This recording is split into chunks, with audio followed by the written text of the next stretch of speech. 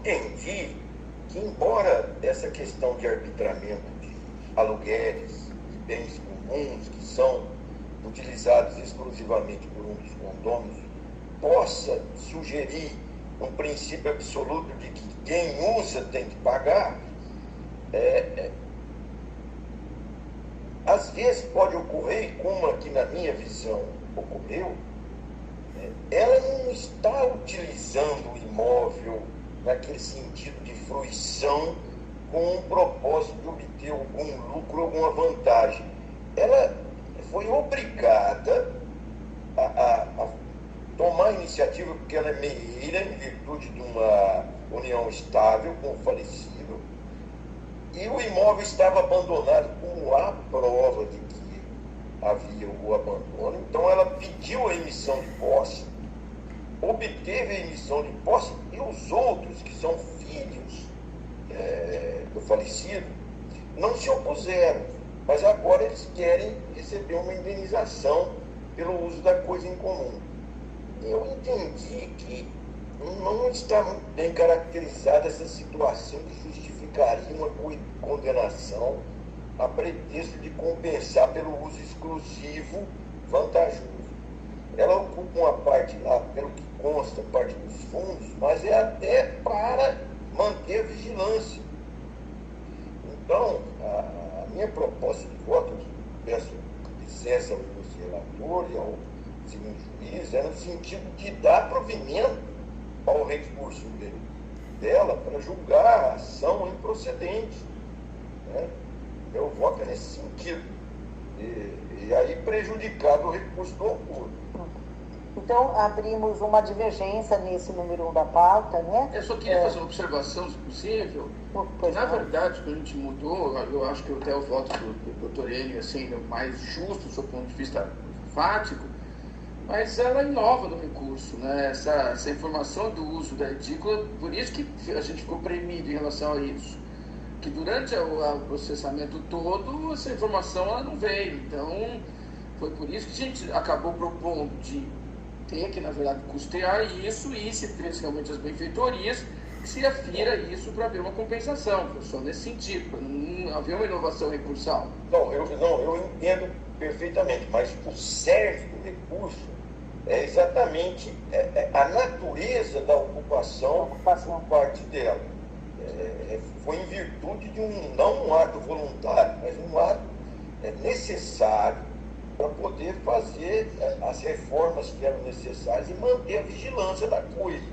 Então, a edícula é um complemento aí que foi colocado no recurso, mas que não alterou a essencialidade daquela colocação principal. Por isso que eu peço vênia para manter o meu voto.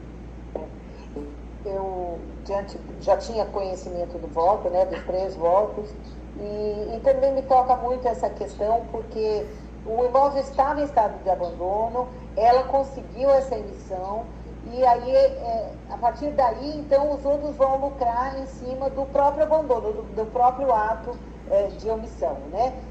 Então, me parece que até isso acaba provocando a venda, se for o caso, a partilha desse bem, porque pode haver um inconformismo com o fato dela ter conseguido esse imóvel. Então, eu acho que o meu instinto de justiça me leva a acompanhar o voto do divergente, do desembargador Enio.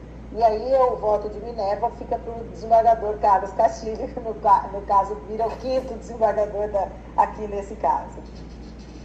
Senhora Presidente, eu estou surpreendido pelo fato de não ter tido contato anterior com o processo ou com a divergência, de modo que eu peço vista dos autos. Certo. Então, Oi. Eu escutei a citação oral, eu participei de tudo. Que estava presente, porque de fato o desembargador Castilho não estava presente naquela sessão, o desembargador Alcides estava. Foi presencial no dia. Exato, foi uma sessão presencial. Eu acho que a sugestão de Vossa Excelência é excelente, integra a Câmara. Então, desembargador Castilho, ao invés de Vossa Excelência, vamos colocar na turma julgadora do desembargador Alcides, que estava presente, que efetivamente ouviu a sustentação. Assim, a gente não dá margem para nenhuma nulidade, nenhum cerceamento. Então, o desembargador Alcides tem a palavra. eu peço vênia para o vereador Carlos Castilho, porque, na verdade, a presença dele ensejaria uma nova sustentação oral. Então, é uma questão prática, né? Eu estou aqui acompanhando aqui, eu acho que agiliza. É um caso realmente sensível, a doutora é até nomeada pela Procuradoria, pela Defensoria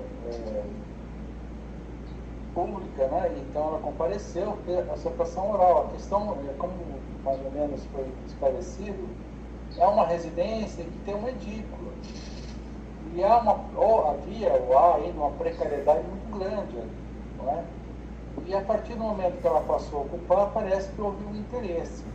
Agora, o que eu vinha pensando desde o começo, quando eu vi, já participando, assim, sem saber que eventualmente estaria julgando também, é que eu não percebi que há uma impossibilidade dos demais herdeiros poderem ocupar outras partes do imóvel. Pelo menos é isso que me parece.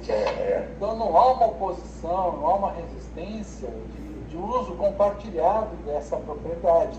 Né? E, em princípio, o que gera o dever, o direito de receber esses aluguéis é o uso exclusivo, não é? É quando a pessoa, porque todo condômino, não é, tem direito da propriedade, inclusive ao uso exclusivo, mas quando ele exerce o direito de exclusividade, ele tem o dever de indenizar pelos frutos, como fala o Código Civil. Então, eu acho que realmente, com a devida vênia, os demais julgadores, não via essa pretensão à exclusividade, que ela exclui o direito dos demais, se quiserem ir lá e arrumar e se acomodarem no resto da propriedade. Caso não fosse assim, até nós conversamos isso, né? A obrigação dela teria que recair unicamente sobre a edícula, e não sobre o restante da propriedade, que parece que é um imóvel maior, ela ocupa a menor parte dessa propriedade. Então, eu acho que, em razão de tudo isso, caso dela não indenizar, a não ser que amanhã ela resista ao compartilhamento desse imóvel, ou que os outros também possam exercer o direito que decorre dos condomínios. Então, eu estaria acompanhando a divergência também, Giovana Maria. Certo. Então, temos como resultado, por maioria, deram provimento ao recurso da requerida para julgar a ação improcedente, prejudicado o recurso do autor, vencidos o relator e o segundo desembargador, e, deixa eu ver aqui, precisa fazer um mosaico. Na verdade, eu seria o segundo aí, né? Ah, sim, peraí, deixa eu fazer a ordem, seria o quarto desembargador. Convocado. Eu quinta. Convocado. É o quarto. Mas, porque o relator é o desembargador Maurício, segundo o desembargador Vitor, terceiro o desembargador Enio, Vossa Excelência quarto e eu quinta. Essa é a ordem correta. Essa é a ordem correta. Então, o resultado que eu li, vencidos relator e segundo desembargador, que negavam o provimento ao recurso da parte autora e davam parcial provimento ao recurso da parte requerida. Acordam com o terceiro desembargador. Então, esse é o resultado. Certo? Gente, eu assisti essa substituição aí, mas com aquele sentimento futebolista. Ele ia bater o pênalti, mas se fosse contra o meu voto, aí eu ia pedir anulação. Ia pedir o VAR? O VAR. Tremeu as bases. E aí eu ia ter que pedir o voto da... Ele achou que eu colocar o voto da TVzinha. A senhora entendeu, doutora? Está resolvido? Então, Muito obrigada, excelências.